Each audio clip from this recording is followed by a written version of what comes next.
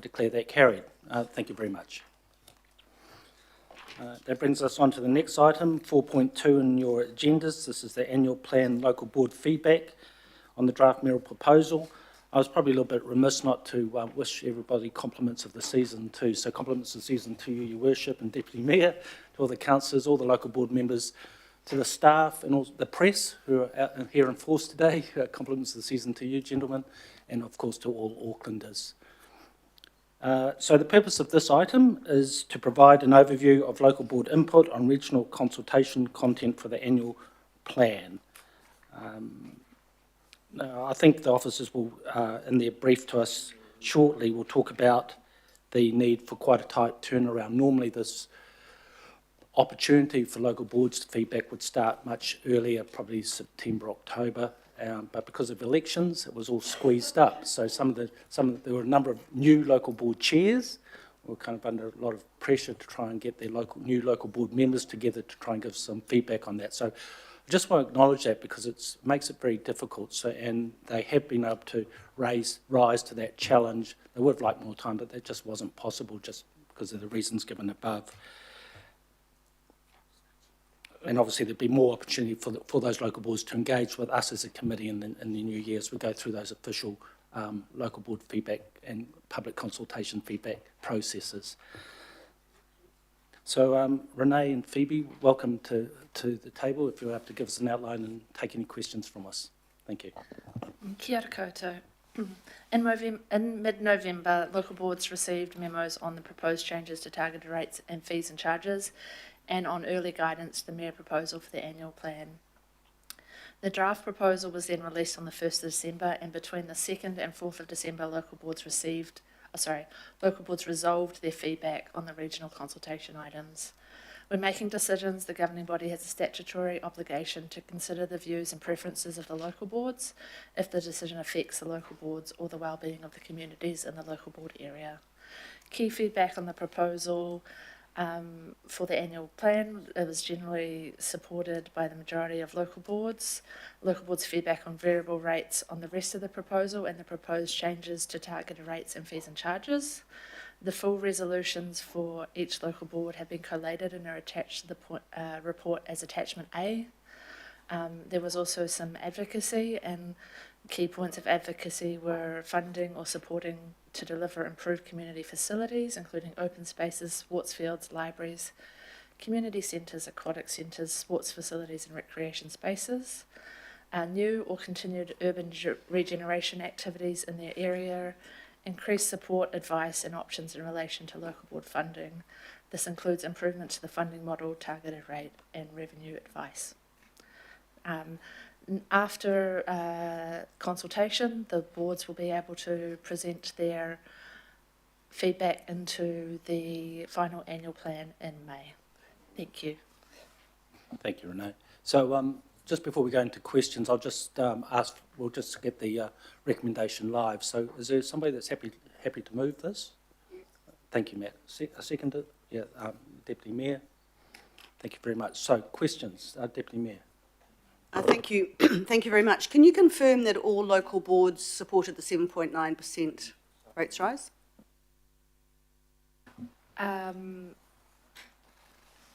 Sorry, so 18 local boards provided feedback on this, and 14 of those local boards expressed support or general support for the proposal. Thank you. Are there any? Lotto? Thank you. Councillor Foley. Kia ora, I read thanks. them lot, they all did. Yeah, I obviously read all of those, they all supported 7.9%.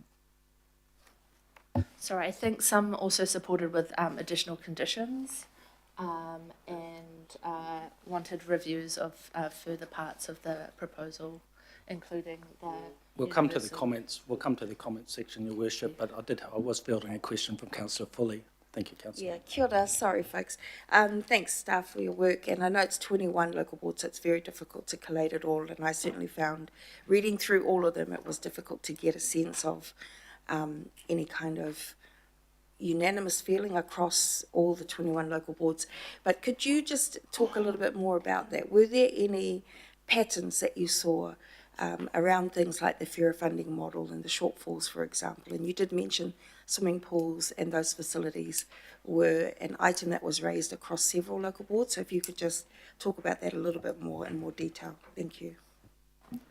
Yeah, talking, relating back to the chair's conversation about the boards being really short of time, I think that there was less a unified message than we would have in previous years. So for the local board funding, the majority of local boards did feedback on this. It was quite different feedback for each board depending on their own situation. In terms of the advocacy, there were multiple local boards, particularly in the west, that talked about the pool facilities, but across the region of Auckland, there were different boards talking about different kinds of facilities, so sporting facilities as well as pools, and some talking about their libraries as well. Kia ora. Thanks. Thank you, Councillor. Councillor Gillen.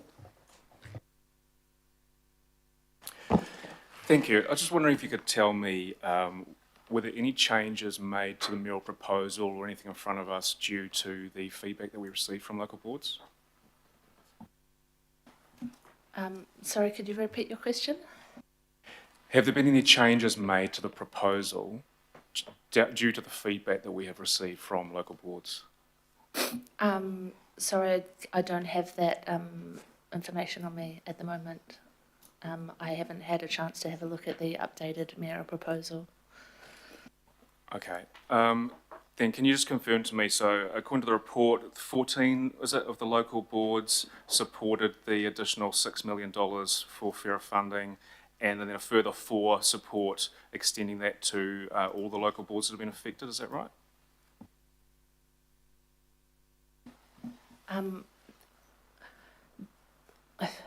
I think in terms of the draft mayoral proposal, it wasn't clear that there would be an additional $6 million support the local boards, but that there would be a solution that we continue looking through the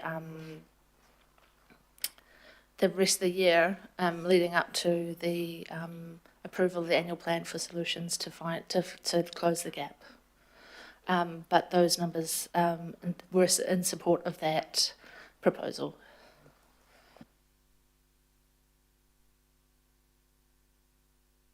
Just a moment.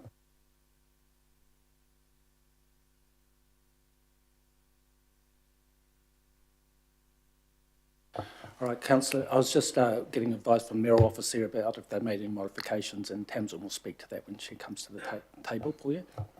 Okay, thank you. I've got Councillor Turner followed by Councillor Burns. So, Councillor. Mr. Chair, thank you. I think my question will be best now in the next item. Thank you. Okay, all right. Thank you. Councillor Burns. Just a clarification question on the supporting the 7.9. I think the confusion is supporting it going to consultation and then supporting it. So I think what the Mayor's saying is that they all supported it going to consultation. Is that correct? Because for the local board, they supported it going to consultation. They didn't say they supported it. They said they supported it going to consultation. That's the most important part. So that's just the clarification. That's correct. And in terms of the report that went to the local boards to ask for their feedback, it is for all of the items to go for consultation rather than their decision once consultation has been completed. Oh, thank you for that clarifications. Next, Member Taiperi. Kia ora koutou. Just in terms of the Māori impact statement, in particular paragraph 95, kind of wouldn't mind finding out what that actually means. But the question that goes with that is that any alignment to the schedule of issues of significance that our haukura presents to the Council?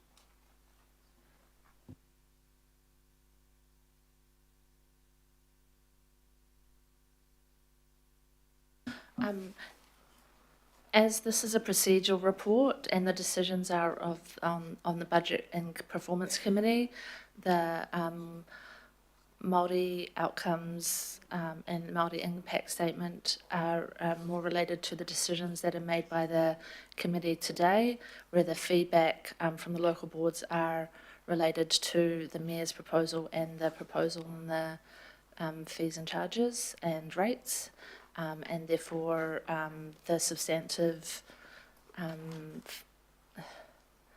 advice on the Māori impact statement will be on the decisions made today.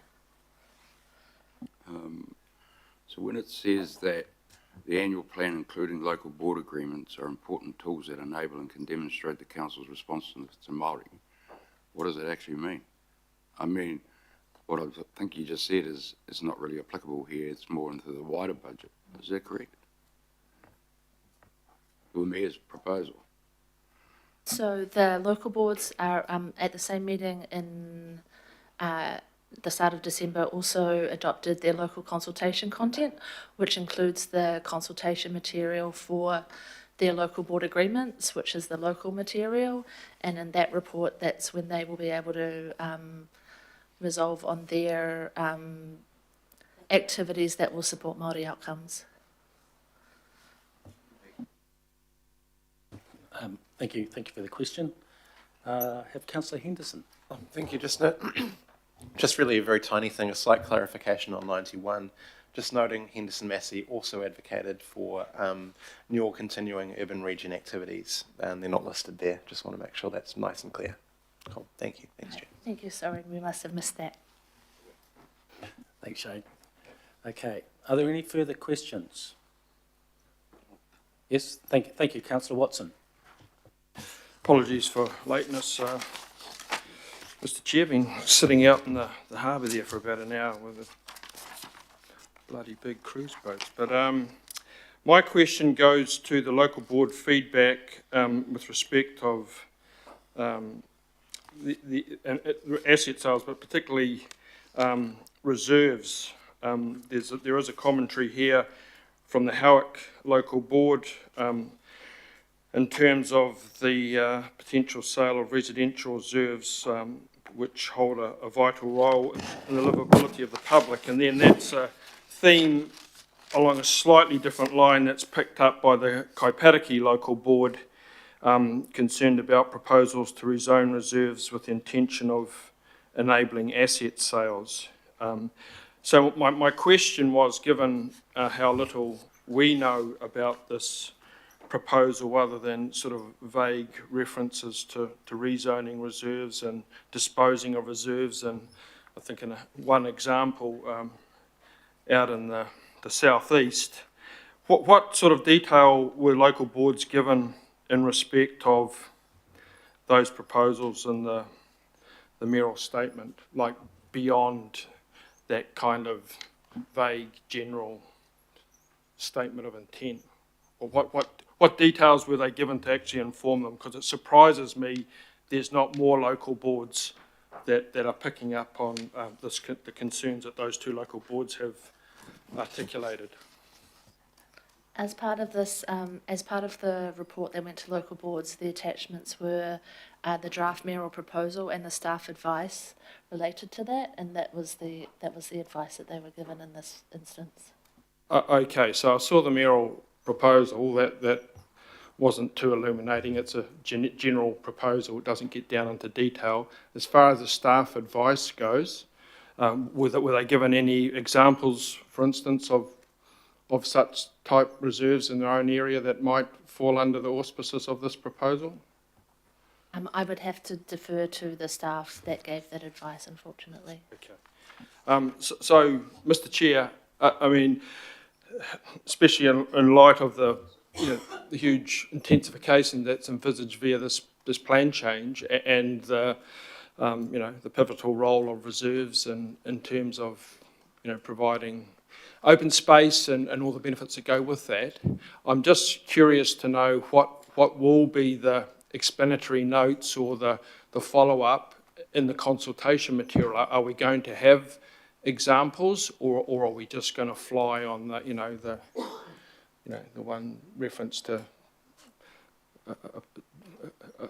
an apparently lowly used reserve out in Te Papapa. So to make it a meaningful understanding what it might mean for every local board area, are there going to be examples of the types of reserve disposal that's envisaged under this? Thanks, Councillor. I forgot the gist of your question there. Thank you.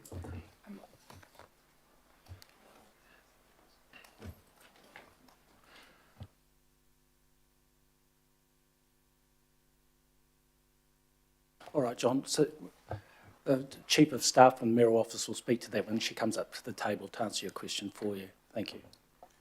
Thank you for the question. And a further question, Councillor Newman, is that? Yep. Was following on from that, I had a suggestion as to the way forward because I harbour the same concerns, but I think that I was going to ask if there was consideration to an explanatory note to explain that these would need to be non-operational land parcels that have formally been identified as locations that are no longer required for the network. But if Tamsin's going to be available, I'll ask questions of her at that time. Yeah, thank you, Councillor, for that. I think that's probably appropriate in the next item. Are there any further questions? If not, it's been moved and seconded. I'll just, look, thank you very much for correlating all the information from those local boards, a big task in a short time frame, and thank you for answering our questions. I'll open it up for general debate now. So, would anybody like to comment or debate the item? Yep, thank you. Yeah, thank you, Chair.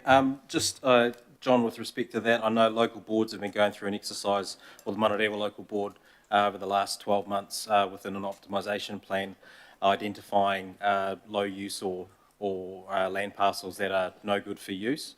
If they do go up for optimisation, they do need that reserve status reversed, and I would suggest that, or hope that local boards are very well aware of what's being presented. They do have opportunities to go through and suggest that, but some of the areas of land that I've seen presented in the Manarewa local board area, for instance, are only relevant for neighbouring properties, no entrance and exit for pedestrians and things like that. So they're very unique parcels of land and specific to each local board, but it does have to get that reserve undone in the process to be able to optimise that. Thank you. Councillor Turner. Thank you, Mr. Chair. On the back of Councillor Winiata, I too harbour concerns about this recycling of land when it comes to our reserves, etc. I keep harping on here about a scout den that's all boarded up that could be sold, and so I reached out to staff, to find that it's on council land, but the building was built by the scout group who have gone fut and disappeared, and so the point I'm trying to make is we've got to come up with some sort of process of getting through the complications around all this stuff in a manner that we can actually do some activation, which is easy to explain and justify.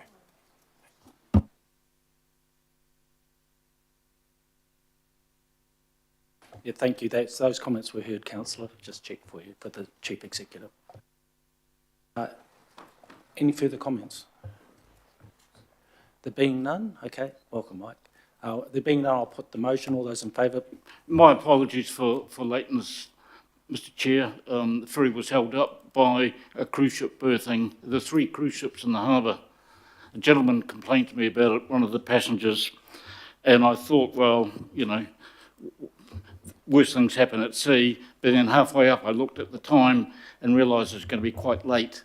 And the person who complained to me had his worries, but actually I've got somebody logging me when I come in late, so I'm actually in a worse situation. Thank you. All right, thank you, Councillor. And you weren't the only ferry user today that was held up as well.